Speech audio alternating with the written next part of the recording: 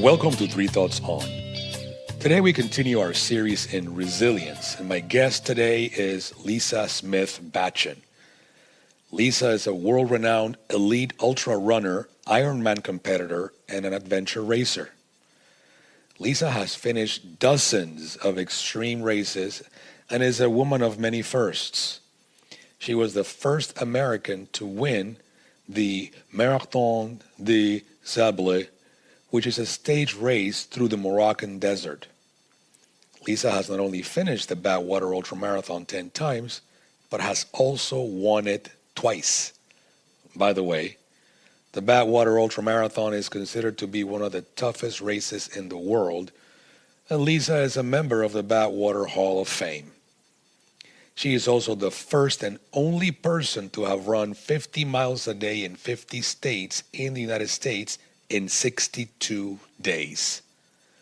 Lisa is a proven coach and motivator whose knowledge of health, fitness, and nutrition has helped hundreds of individuals achieve their specific goals. She shared some of her stories as an athlete and as a coach. This conversation was certainly inspiring to me, and I hope it is for you as well. And now, Lisa Smith-Batchen.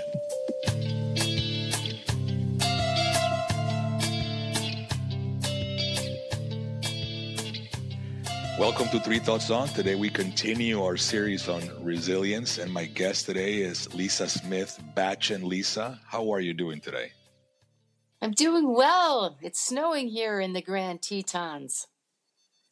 Oh, what a beautiful part of the country. I love that part of the country. Well, it's not snowing here in Orlando, but it's a great weather week so far. So I'm thoroughly enjoying being outside and enjoying the cool air.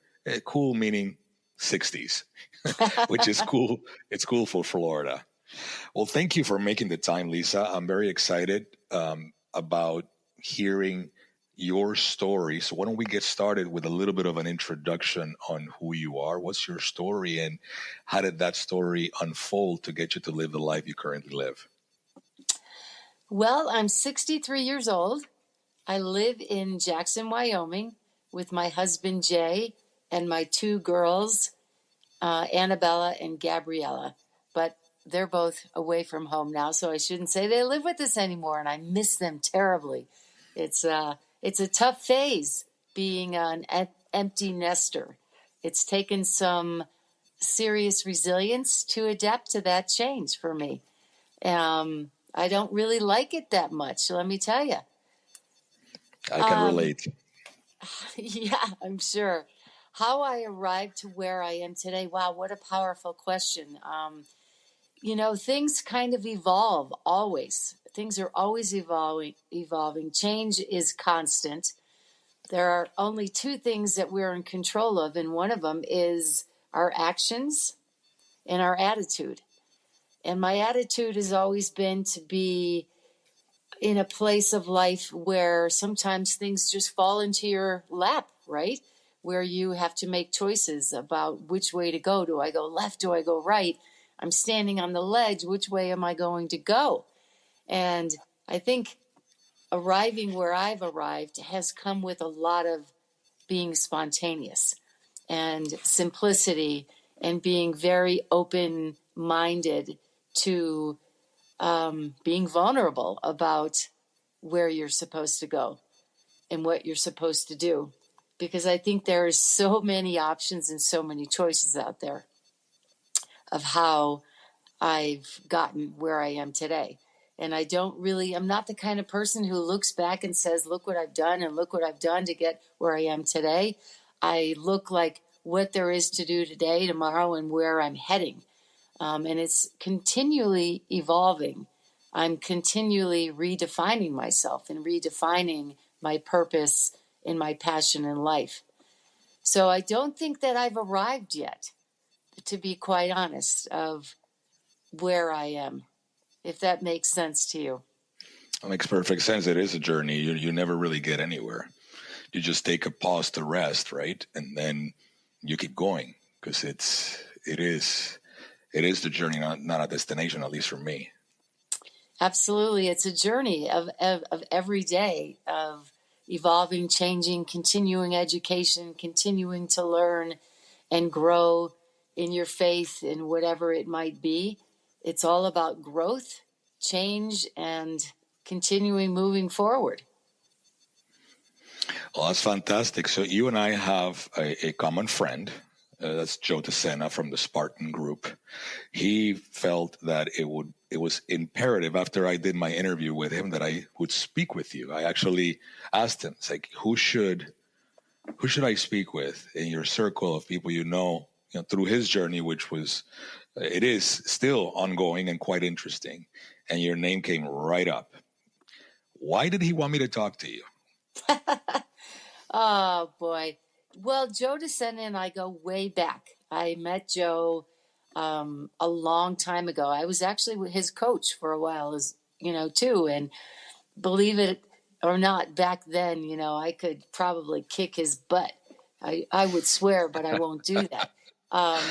So Joe and I met, and we sat down in a bar one time in New York City, and he wrote out on a napkin, what he wanted to do, what he was looking to do. And we connected again. My husband and I, Jay, went to Vermont to see Joe, to check it out, to consider working with Joe on races and, things like that. This was all when it was just written on a napkin and it was just a pipe dream. And we decided that Vermont may be just a little too small for us. We brought Joe out to the Tetons where we are. And Joe brought his now wife, Courtney, his father-in-law, and had me and my husband, we put them through a massive boot camp. And it was, we participated in all of this because Joe's like, she can't keep up with me. She can't do this. She can't. And I'm like, all right, Joe, let's go. Let's do this. I mean, from snowshoeing to hiking steep, steep mountains, trying to sled down these running. His father-in-law said, this is harder than anything he'd ever done in the military. And it was one of those things where my goal was that Joe DeSena was going to fall over and not get up. Of course, he's going to get up because he always gets up, but he was going to actually fall over because he couldn't take another step and he needed to rest. Well, it became so challenging and so difficult. They actually stayed at our home, ate dinner with us, and Joe fell asleep at the table with his head in the bowl of soup. His face down, head in the bowl of soup. Yep. And I was celebrating. I got him. Here's this most resilient person thinking that nobody's going to knock me down. Nobody's going to get me down. Well, he went down with his head in the soup. And I'm sticking to that story. It's the truth. We've been friends, ever since. I'm so proud and so inspired and encouraged by everything that Joe has done.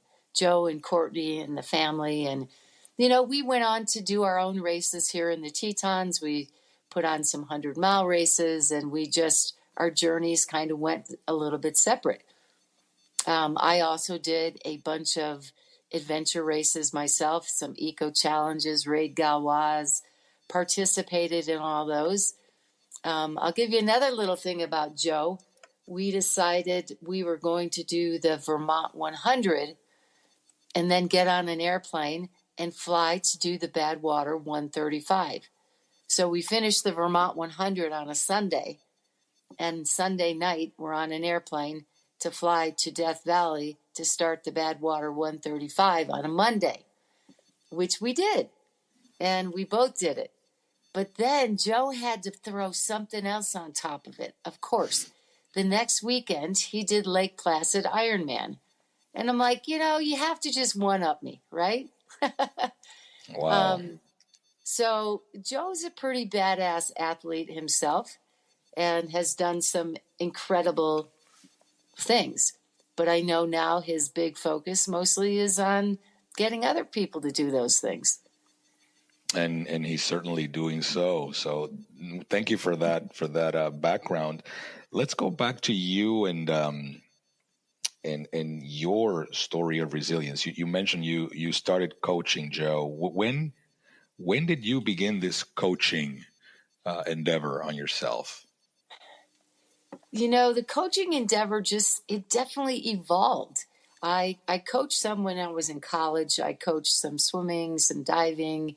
I was actually an athlete most of my life, and it was proven to me as a kid, freshman in high school, when I tried out for the track and the cross country team, that I didn't make the team.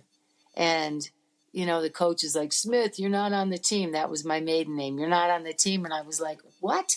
And I went home and told my mom, I said, I suck. I suck. I'm not any good. I can't run. The coach says I'm no good. And I went with that for a long time. I went with that I was no good and I sucked for a long time. And it became so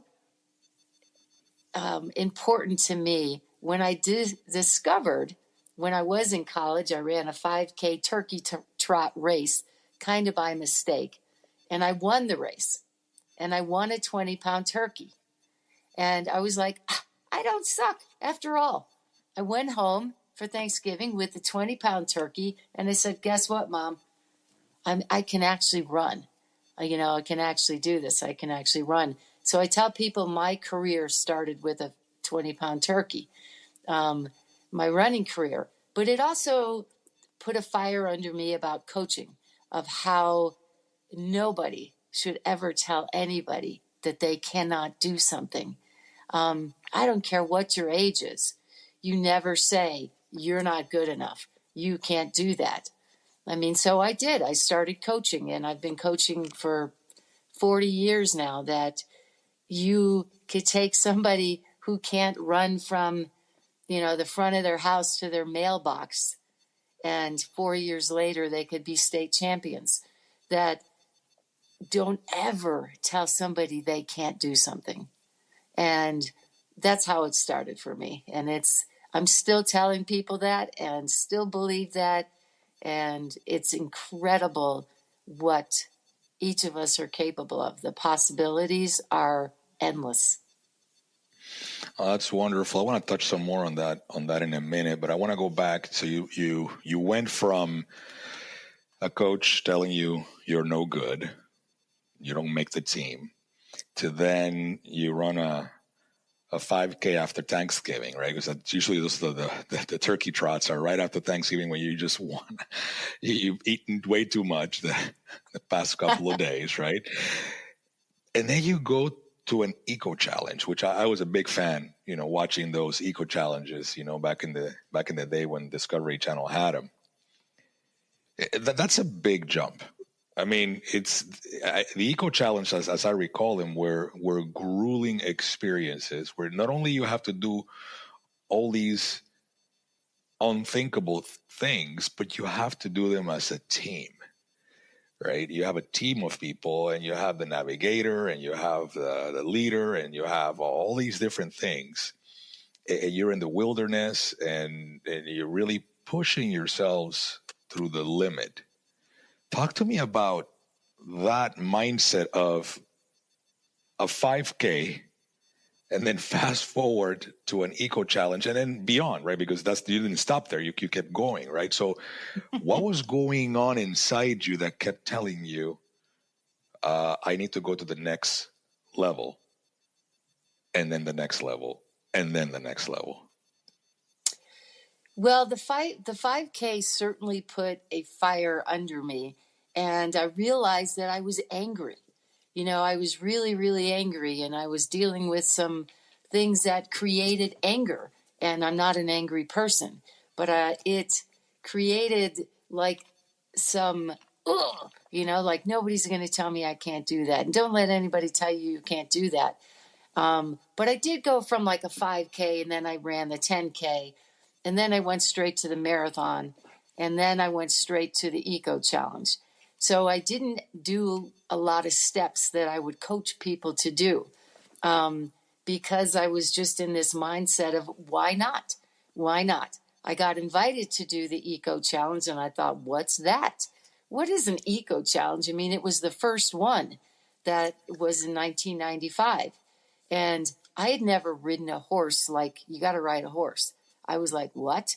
You know, you've got to rock climb and rappel, and you're whitewater rafting and kayaking and hanging off mountains.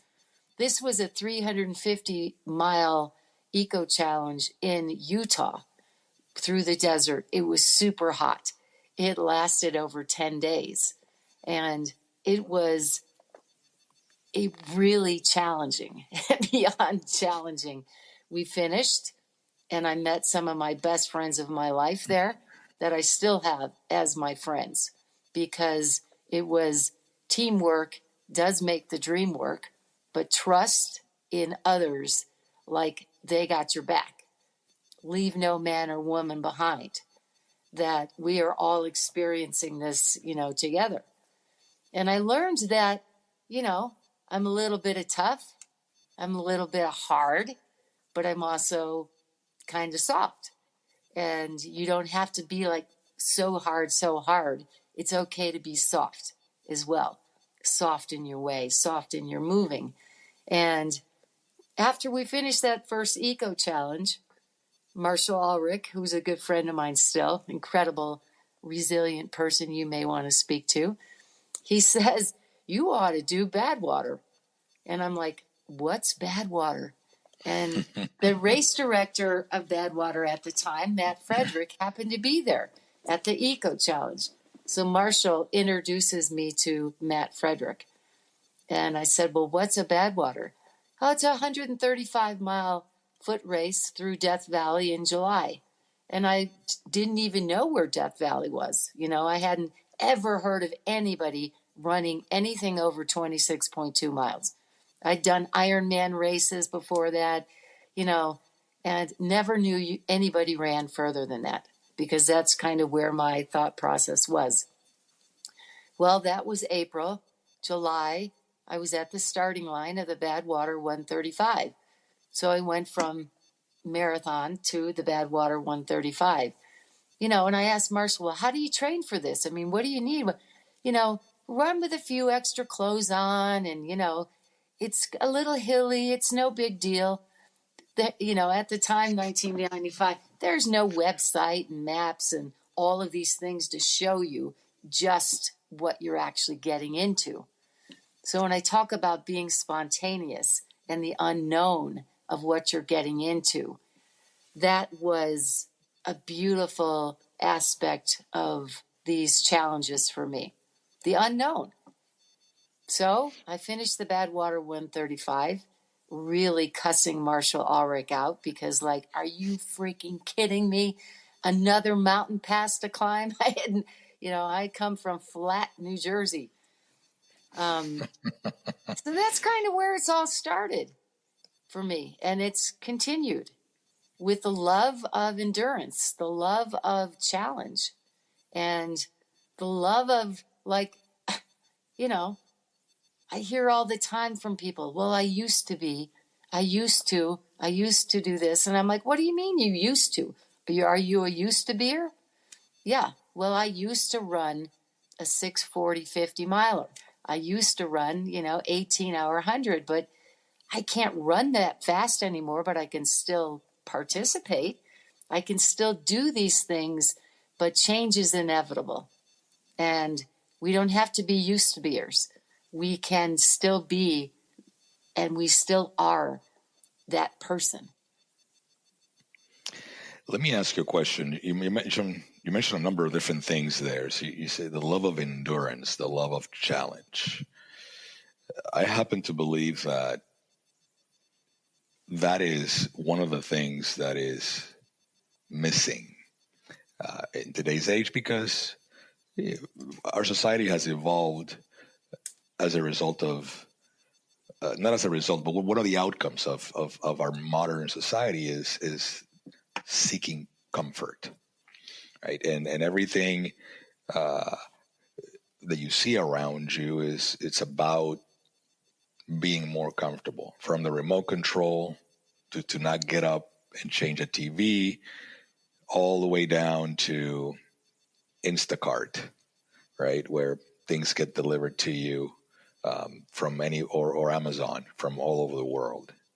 And it seems that we are losing our ability to love a challenge, to see the benefit in being challenged. In fact, we seem to be, in general terms, of course, and I'm talking very generically here, that we're running away from being challenged. Based on your story, you have your individual story of how you love, like you said, love of endurance and love of challenge, but you also have the coaching side where you actually working with other people.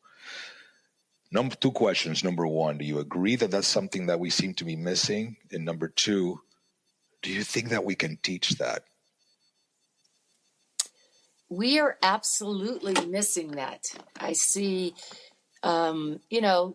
people are choosing easy, quick, simple.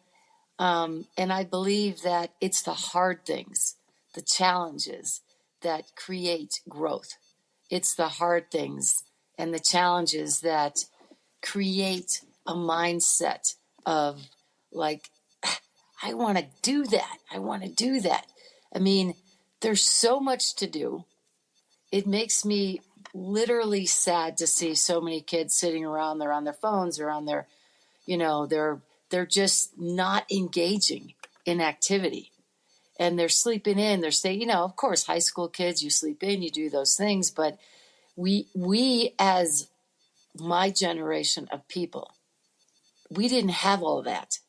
It is up to us to keep encouraging and reminding people of what they're capable of doing in the physical sense.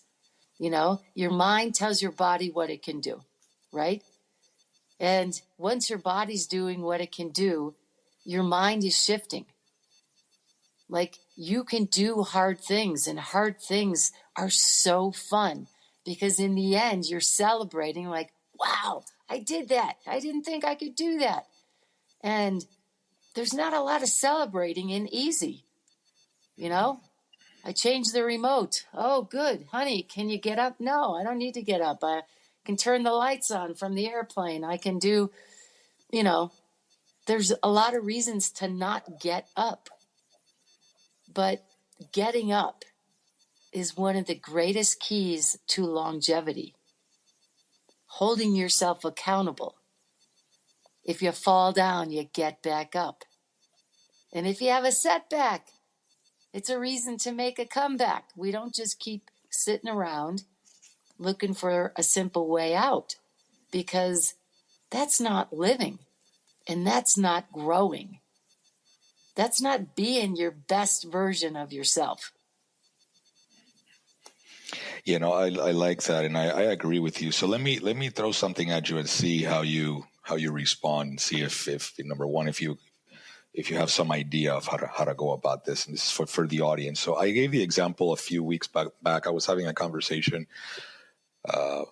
with a group of people here in Lake Nona, and I can't even remember where the conversation was, but I came up with this example of a baby, right? You have a baby that begins to crawl.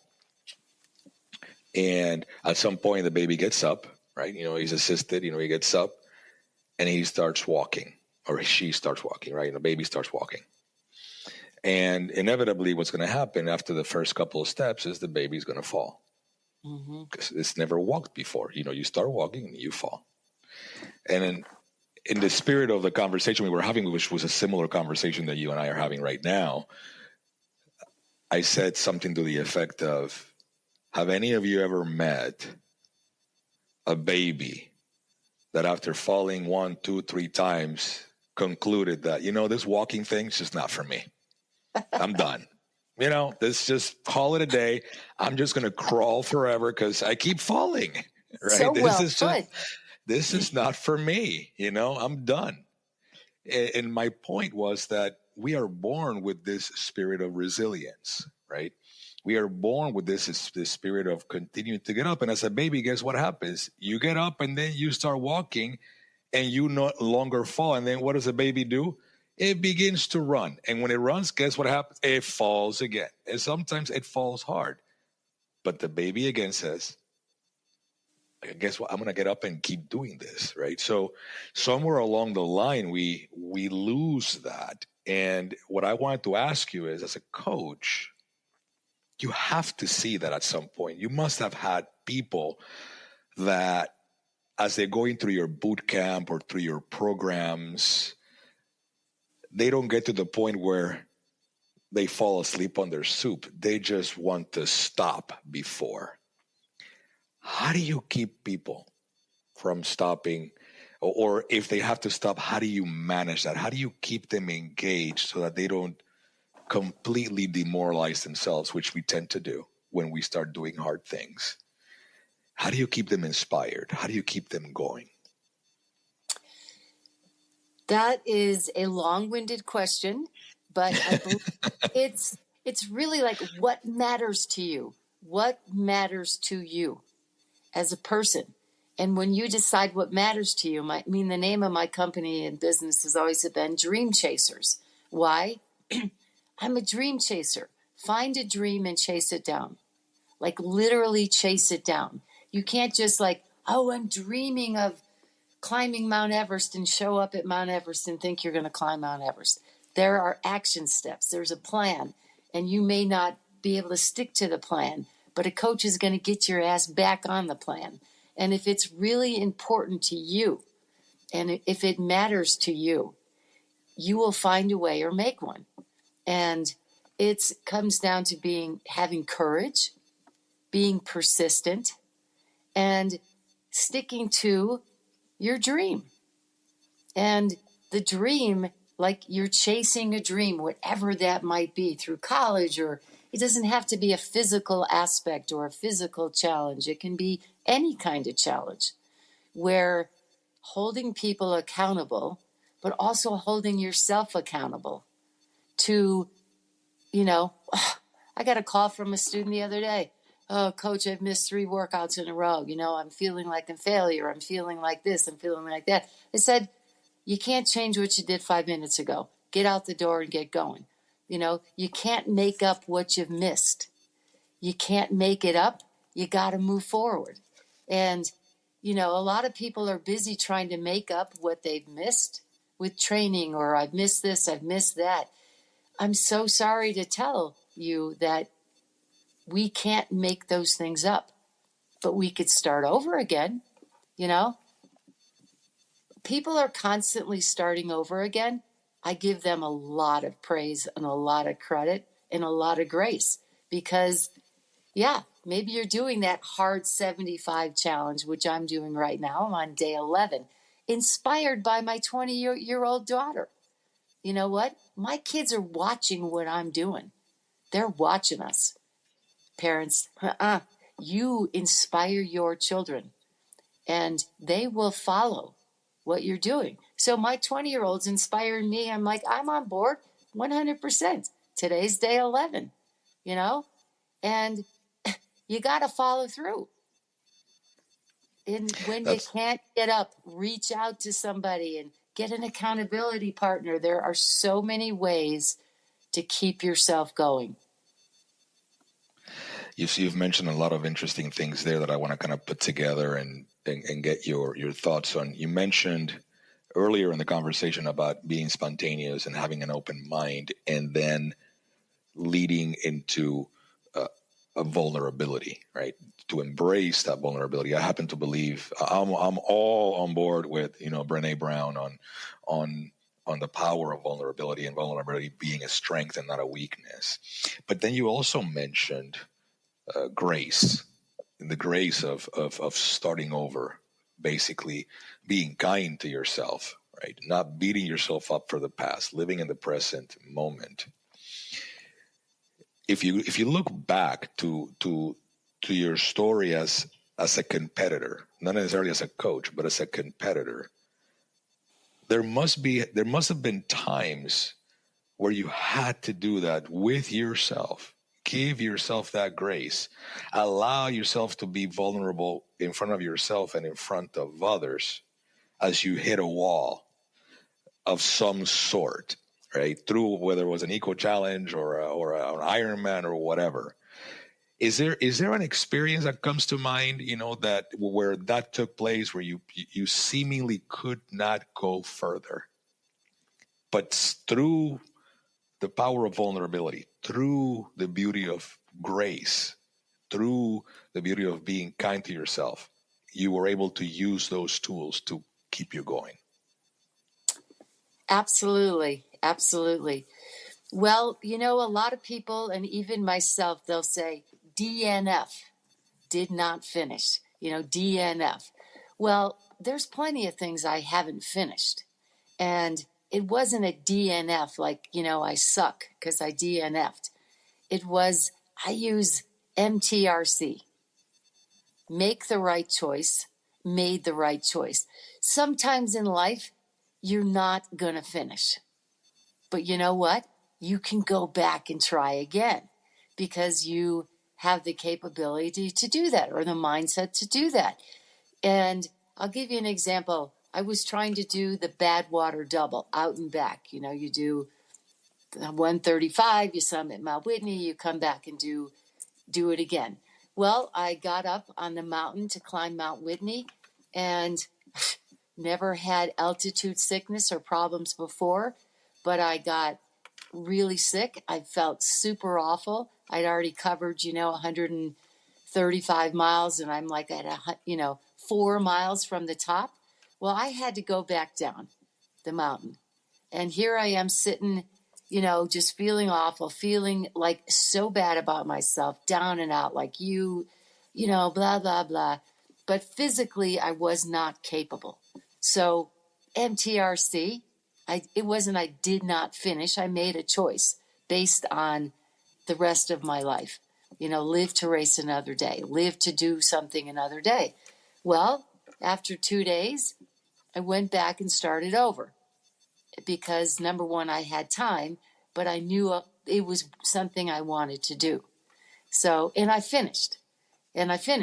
So there are all kinds of ways of giving yourself grace. Sometimes you're in the middle of something and you realize that safety is a concern. I mean, you always want to think about safety. It's not like I'm finishing at absolutely any, whatever, because no, you got the rest of your life to live. You have people who love you. And, I say, live to race another day, live to climb that mountain next week. But you don't just stop and sit on the sofa and eat a bag of chips and say, feel sorry for yourself. You give yourself that grace for a day, but let's get going. We got another plan. There's always a carrot hanging out there. There's always something more to be done, whether it's for yourself or doing it with others, a team or crewing. There's so much to be done in this life that, I'm going to give you another example. People say to me all the time, you have more time than me. You have more time than me. I'm like, how do I have more time than you? I have the same 24 hours a day to the very second that you have. I don't get one more second today than you get. So how do I have more time? I'm busy, but you make the time. You create the time if it's important enough to you. And if you want to live a long, healthy, beautiful life, you will get off that couch and get your butt moving, because that's how you're going to live a long, healthy life and live one of longevity and feel the best you can. No, I like that a lot. It's that idea that you said of continuing to remind yourself or tell your mind of what can be done. And I'm really happy that you made this comment about the MTRC, make the right choice, because I think it is a big misunderstanding with people when it comes to pain versus injury, right? And having the presence of mind to know when I have to push through the pain versus now I'm really damaging myself if I keep going. And now I'm putting at risk not just this event, but anything I could do, beyond this event. And there's a fine balance between those two. It takes a lot of interoception. It takes a lot of knowing yourself and knowing your body and being honest with yourself to push through pain versus becoming conscious and aware and cognizant of the fact that my safety is no longer, I'm no longer safe. I need to stop. I need to regroup. Right. And I can imagine that, you've done this for yourself, but you're probably doing that as a coach as well with the folks that you coach, to see that, there must be something you see in their eyes, or there must be something you see as they're going through that says, it's time to make a smarter choice. Absolutely. I'll give another example. I mean, I finished something with a broken foot. I probably should have stopped sooner, but the broken foot ended up needing surgery, and it put me out for a long time. And it was, at the time, my stubbornness to finish at any cost, like at any cost. And so that's where the growth has come in, not only for me personally, but the way that I coach people. I might get a phone call from somebody who's in the middle of a 100-mile race, and they're vomiting and they're throwing up, and they're just feeling terrible.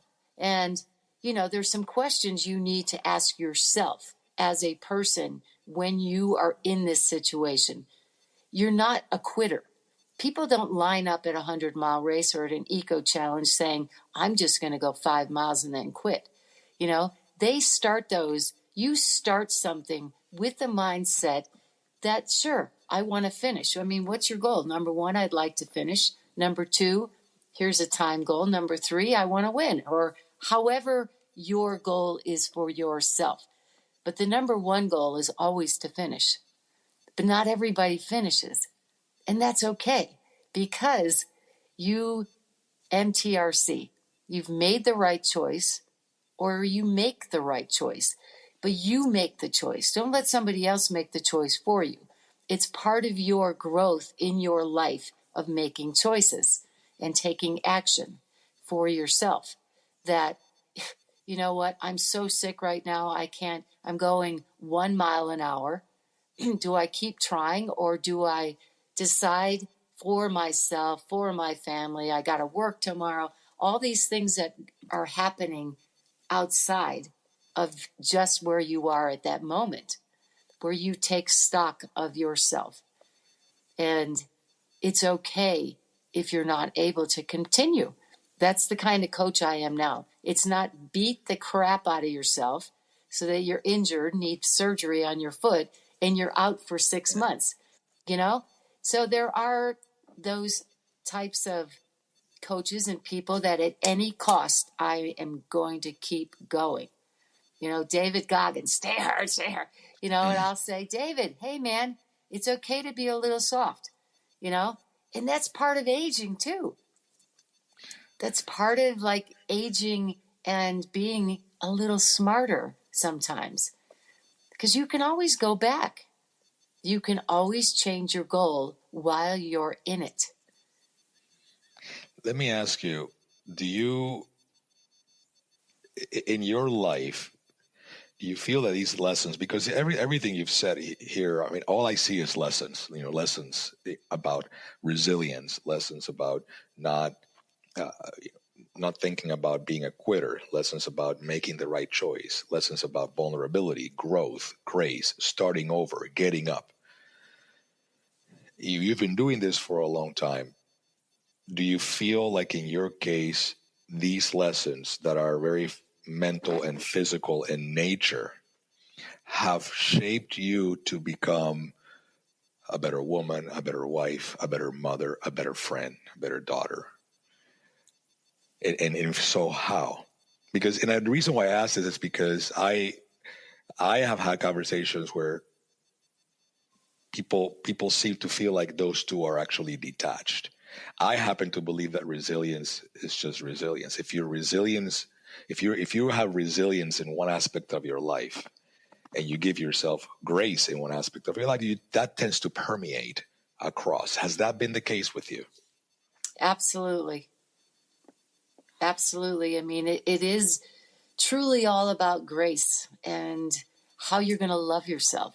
I mean, loving yourself and loving others, life truly comes down to one thing, I think, love. And love is resilience, that I am going to be resilient in my love. And you have to love yourself enough first to come to that place. And it really sheds off in everything else you do in your life. You know, I still have a lot of hard things I'd like to do. You know, I've got a big thing I'm working on for May that I want to do. Nobody's ever done it. And it'll be flipping hard. But why not me? You know, why not me? And I believe I can do it. I believe I can do it. So I'm going to give it a try. But if for some reason I can't do it, it's not like I suck. It's like, you know, sometimes it's just the way it goes. It's just the way it goes. I mean, how many people have started Spartan races that haven't finished? How many, you know, are they awful, terrible? No, they're going to go back and try again. And if they're not going to try that, they're going to try something else.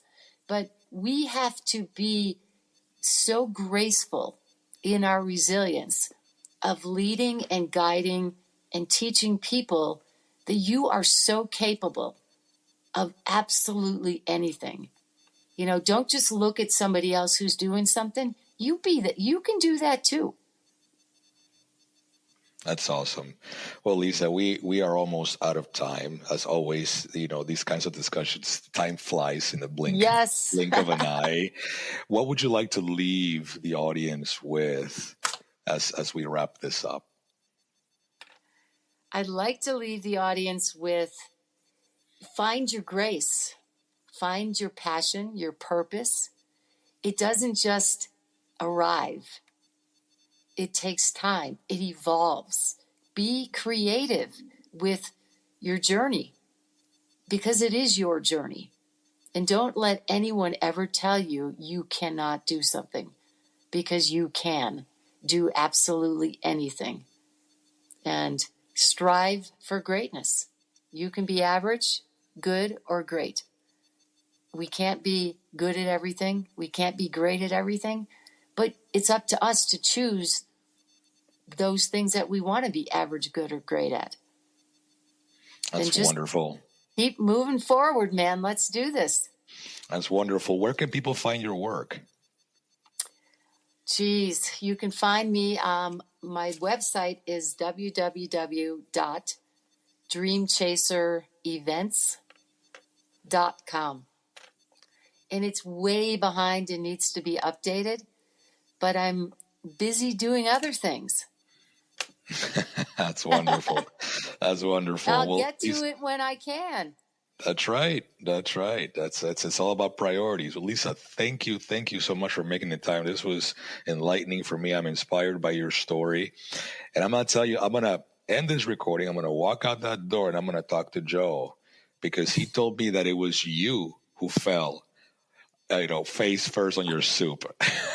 Look, I was cooking the soup. Oh yeah. Well, I could send you a picture, maybe. I might be able to find one. No, I did not fall. It was Joe that fell in the soup.